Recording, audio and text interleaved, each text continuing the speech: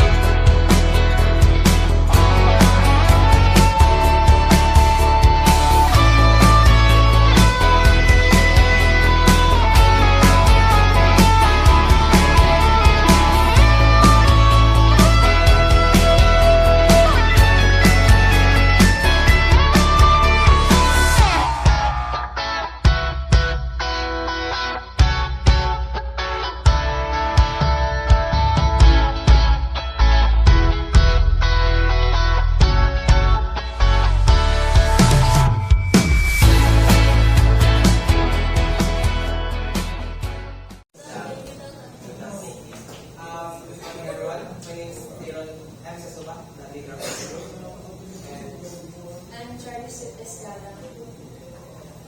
And by just and isa pa namin Clarence yan. So ito po yung topic na bunot namin for na-assign sa amin sa studies, enrollment system. So overview lang po naman yung first na ang namin PowerPoint class. Lalo din na po yung overview namin. Papakita namin sa PowerPoint. Sa plan. Okay, kailan niyo sinimulan to? Hindi na pa exam. Pero ano po, last day po ng ITAX. 29 ng September. October. Anong ginawa ni Chansey? Po yung gumawa ng PowerPoint. Then, siya din po yung pinag-type ko ng mga datas. Sa access. Eh si Sarah ba? Ano bang ginawa ni Sarah? Siya po yung tiga-gather. Kita-type mo. Eh ba't wala si Sarah? Pagaman pa lang po ako naman. Right ko. Sino gumawa ng vision? Ikaw, anong ginawa mo? Access. Access po, then dito rin po sa closure.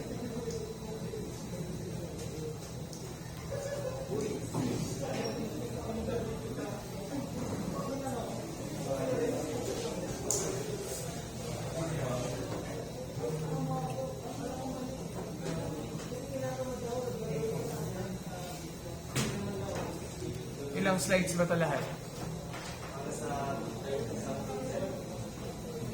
O sige, yung system na. Pakita niya.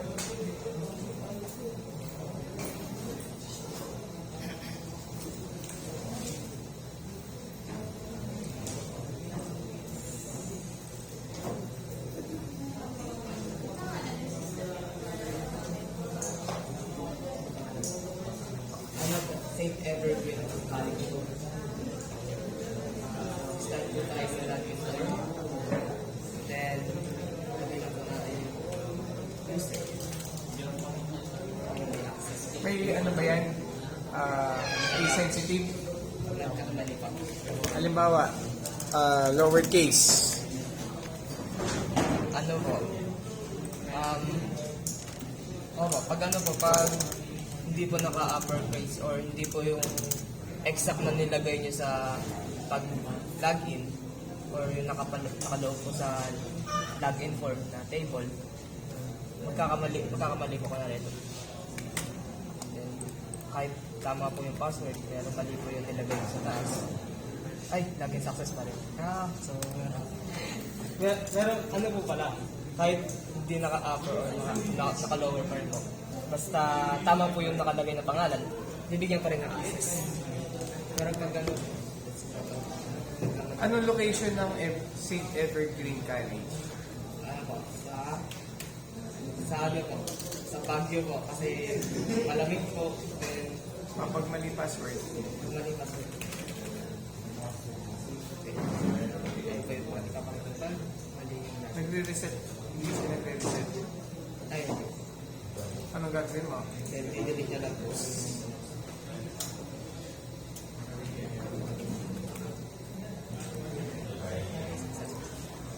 Sige, halimbawa, magpapa-enroll si Santos sa Evergreen. Siyempre, bagong record. Add ka ng bagong record. Then, add student number. Santos. Name, last name. Suspend. Six Mario. Sila po lang typing. Middle name. Pinapos na lang kanila.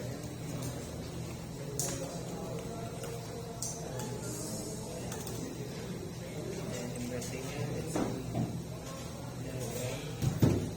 Hindi, ito na lang.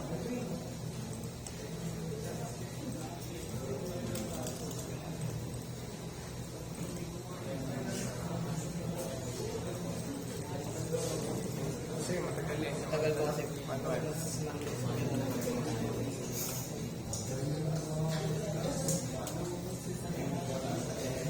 Gender. Address.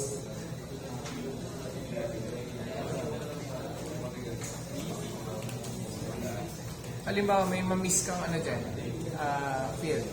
Delete mo, magsisave pa rin ba? Ay, nag-save pa rin. Kasi yung pop-up na nag-save siya. Ayun. Ha? Wala. O dapat meron. O hanapin natin yung record niya. Lalabas mo ulit ba?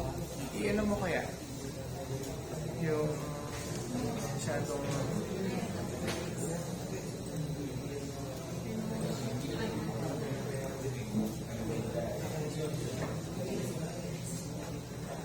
Table ko lang. Kung paano na sa credential. Hanapin mo yung record ni Santos. Pupunta ko dyan sa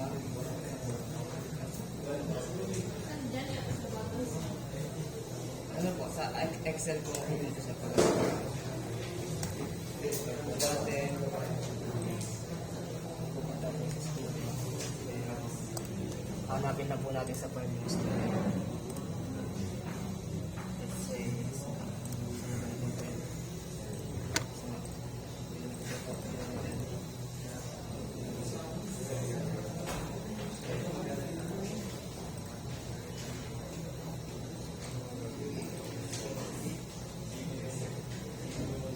Kasi yung record ni Santos. ay hindi na save po. So pag ano po, pag kulang, hindi po automatically isa-save. Pero hindi po O sige nga, sila- kompletuhin mo yung record niya.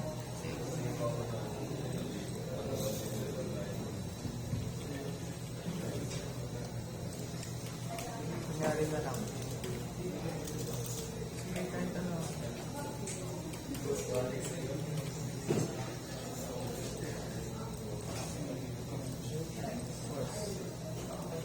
But ano yung mga fields na sa status?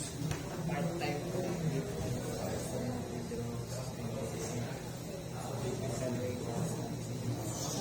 After yung semester, yun mo. Yung nasa baba. Ano yung mga courses na pwede yan? O nursing lang, di ba? Nursing lang. Sige mo. Sige nga, ibalik mo yung ano. Tingnan mo yung record.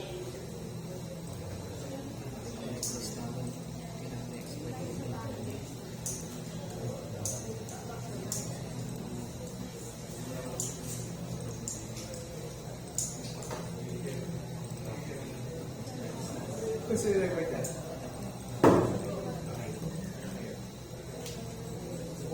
O dapat kompleto yung fields.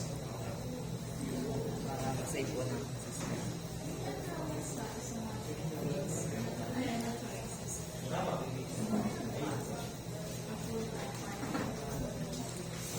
Ano nang pinagpasihan ka?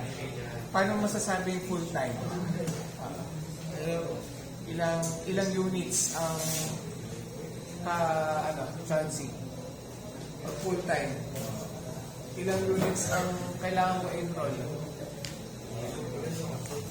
Parang regular system.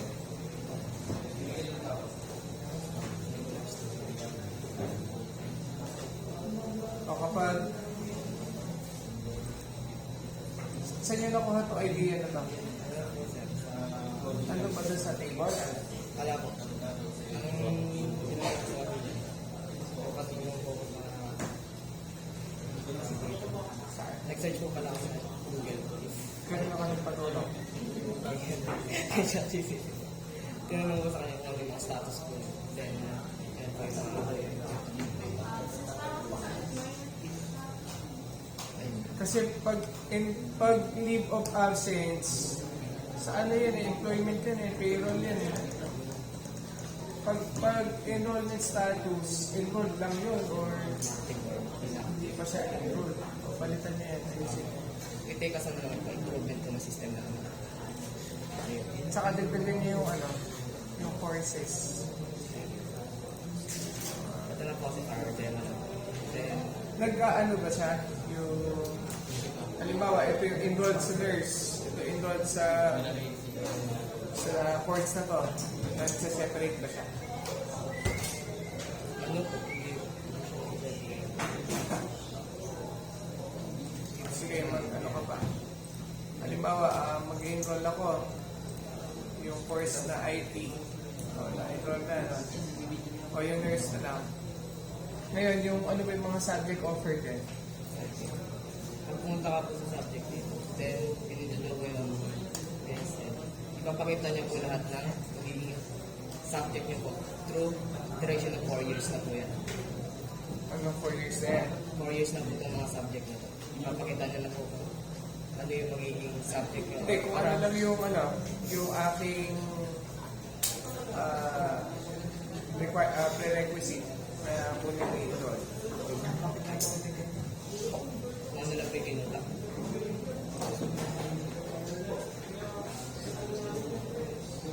Gusto po kasi mapasok na sa student. Kasi meron po kasi subject ID. So, meron po dito subject ID.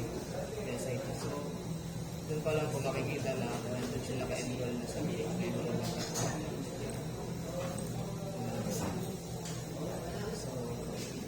Pero pag yung ano po, like,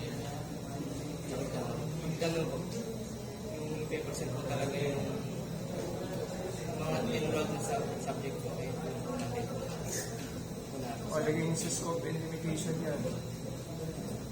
Ay, nakita ko na yung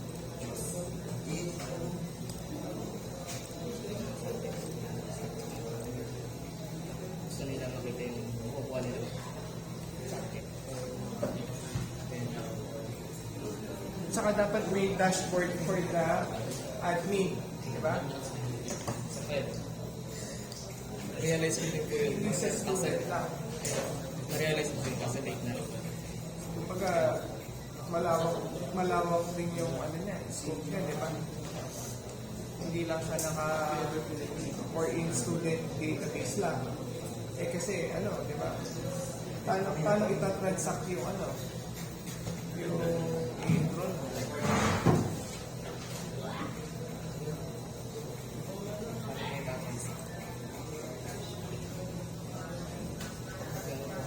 Ilalagay ko sa Excel. Hindi, yung halimbawa si Jethro magpapa-enroll sa Green St. Evergreen. Or, saan makikita yung yung pinaka-TOR niya? Ay, TOR, yung COR, Certificate of Registration. Yung list ng kanyang mga enroll. Sa report ko, ayan po wala. Wala po ito yung sa grades ko. Then subjects. Reports ko. Hindi ko lagi nalagay. Improvement din po naman na ang system na. I-add nyo yun. Pag nag-send kayo, i-include nyo yung mga recommendations na yan. Yung admin na yun na ba yung nilitaw agad? Sige, yun na muna.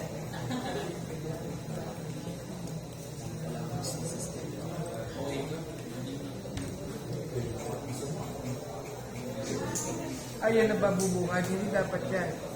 Dapat meron pong option na Oo. Dapat ang bubungad lang dito, yung about us. About St. Evergreen. Hindi yung agad, hindi the list na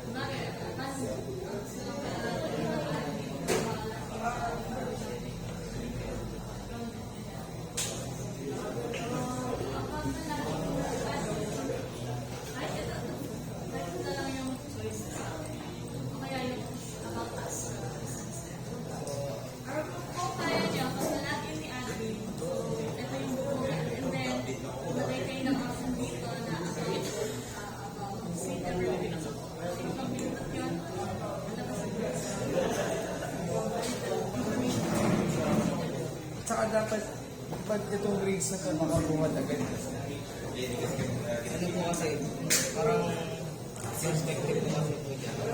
Is yung admin ko or sa pagkalagay.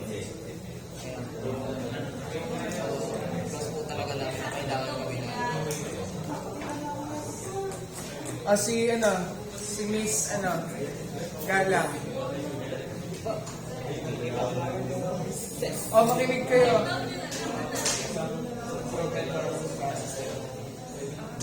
Okay, ano yung mo? Contribution.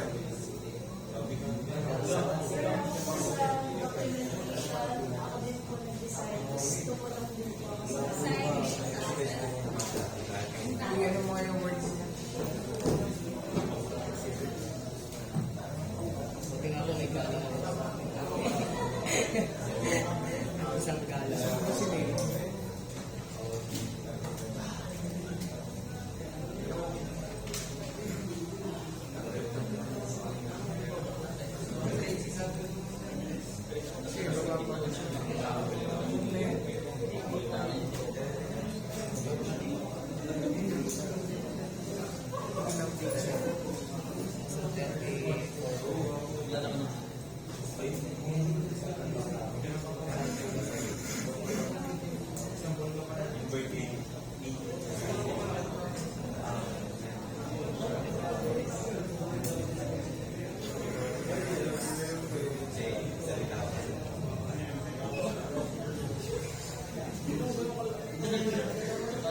okay, marami pang kailangan i-improve. Yung pinaka-dashboard ninyo, tapos yung sa access. Kasi parang hindi enrollment system to. Halimbawa, ako estudyante, magpapa-enroll ako sa St. Evergreen College. Ngayon, kulang yung detalye. Tapos nagbibigay pa siya ng payment code. Anong payment code niya? Enrollment na, di ba? Kasi sir, wala naman po kasi nakalagay na payment sa table na provided niyo. Kaya Hindi. Sabi ko nga dun sa notes ko doon, ikaw na bahala mag-explore, di ba? Kasi enrollment na, when we say enrollment, includes transaction, di ba? Payment. Magkano yung babayaran. O dito ba sa Hosea, magkano ang ilang units? Tsaka dapat meron siyang rate. Halimbawa, per unit, magkano per unit? Sabihin natin, ang per unit dito, 1,500. Kung meron kang 20 units, ano yun? Ewan pa natin, Mga 20, sabihin mo 25. 5,000. Nakadepende naman po yung sa O ilagay niyo yung transaction. Enrollment system eh. So, ano po sir yung mga kailangan? Yung sa main dashboard, transaction, yung pagkakahiwalay ko ng mga reports. Okay. Ano ko lang din nakikita. Ano ba yung ano niya, features niya? Ano sir? Yung class schedule, ano ba yun? Yung yung instructor. Dapat yung instructor niya, nasisit yung picture. Yung picture. Picture. Para identify ninyo kung sino yung teacher niyo. Pakitagdag niyo yun. Marami kayong itadagdag. Magawa niyo si Chelsea. Si Sarah ba? Ano bang ginawa ni Sarah? Dami sa dahilan yun. Ha? Sabihin niyo about kay Sarah. Ano sir? Wala po siya. Wala siyang contribution. Ano lang po. Siya lang po yung naghanap ng mga subjects. O, ano ginawa niya? Then, binigay sa akin. Then, pinatay ko. Ayun lang. Yun lang.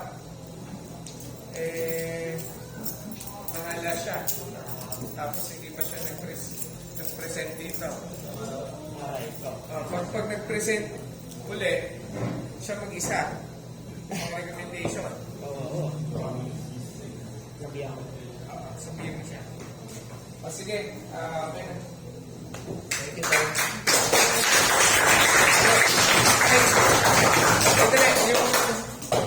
Ito muna dito pala sa harap. Nakakalimutan natin. Yung picture. Yung mga group. Yung kanina kay,